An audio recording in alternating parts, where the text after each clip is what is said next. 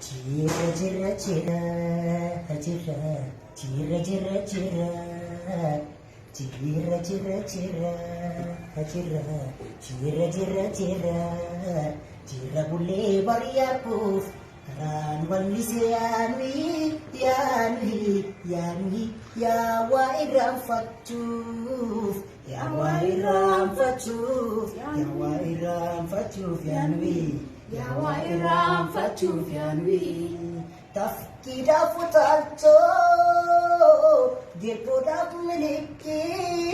tattee kuttee baanis wayyuudhaaf rasaasa allaattiidhaaf pochoo allaattiidhaaf pochoo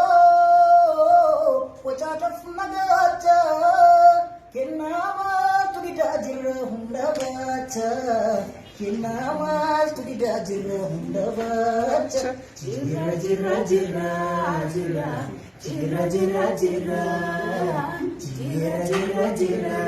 jirra kunarralee jirra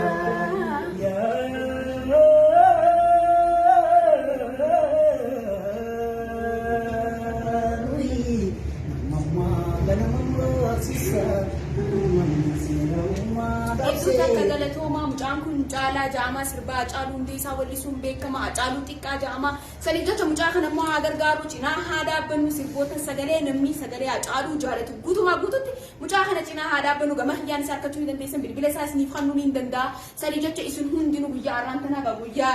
caaluutti wareegamee fi itti dhalate kabajneetu jira akkasumas amajjiita akka guyyaa qabsoon oromootti eegalamte sanii jecha hundi keessan warri mucaa kana agartan cinaa dhaabbadhaa sagalee bareedaa kana caaluun akka sagaleen isaa yeroo hundaa'uun wajjin jiraatu godha hedduu takka galatooma.